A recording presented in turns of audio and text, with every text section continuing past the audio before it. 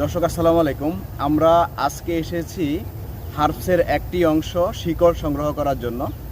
আমরা আপনাদেরকে গত ভিডিওতে দেখাচ্ছিলাম কিভাবে একটা হার্বসকে সাধারণত সংরক্ষণের ক্ষেত্রে কিভাবে শুকাতে হয়। আর আপনারা জানেন যে একটা হার্বস বা ভেষজের ক্ষেত্রে কয়েকটা জিনিস অত্যন্ত গুরুত্বপূর্ণ, বিশেষ করে সংগ্রহের ক্ষেত্রে কোনো হার্বসের এই যে ছাল সংগ্রহ করতে হয়, কোনো হার্বসের শিকড়, আবার কোনো হার্বসের পাতা, ফুল, এগুলি সবই ঔষধি গুণাগুণ সম্পন্ন। বিশেষ করে আমরা ভেষজ গাছকে তিন ভাগে ভাগ করি, একটা হলো হার্ব, একটা হলো সার্ব, একটা হলো ট্রি।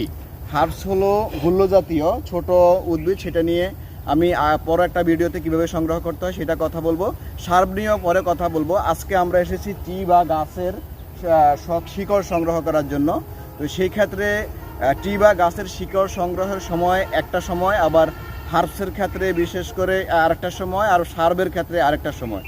আর বিশেষ করে ট্রি বা গাছের শিকড় সংগ্রহ করার জন্য একটা গুরুত্বপূর্ণ বিষয়, সেটা হলো যে সময় এবং এই গাছের বয়স। একটা গাছ যখন পরিপূর্ণ বয়সের হবে, এবং আপনারা জানেন যে সাধারণত যখন শিকড় মানে বর্ধিত সময় থাকে, বিশেষ করে বসন্তকালে এবং এখন এই যে বর্ষাকালের যেই শিকড়ের বর্ধিত সময়, মানে শিকড় বাড়ার সময়, এই সময় হলো শিকড় সংগ্রহ করার মূল সময়।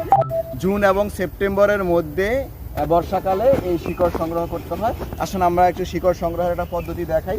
এখানে আমি আগেই শিকড় সংগ্রহের কাছে দেখেন, এই যে এখন শিকড়ের একটা বর্ধিত সময়, এই যে দেখেন বর্ধিত সময়, সেক্ষেত্রে আমি এই যে চাকু নিয়ে এসেছি। এই যে দেখুন এখন শিকড় পরিপুষ্ট হয়ে গেছে। আমি পূর্ণাঙ্গভাবে একটা শিকড় সংগ্রহ করার যে ইনস্ট্রুমেন্টগুলি আছে, এইটা আমি আসলে নিয়ে আসি নাই। এখানে দেখেন এই গাছেরই একটা ছোট শিকড় আমি নিয়ে এসেছি। এটা দেখেন এখন এই যে শিকড়টা অনেক মাংসল এবং অনেক সুন্দর। এই তখন মানে শিকড়টা আমি সংগ্রহ করব। তো আসল কথা হলো যে বিশেষ করে গাছ মানে হলো যে যেগুলি ট্রি বা বৃক্ষ, এই বৃক্ষ জাতীয় উদ্ভিদের শিকড় সংগ্রহ করার সময় হলো বসন্তকাল এবং বর্ষাকাল। তো আপনারা এই সময়ে আসলে সংগ্রহ করবেন।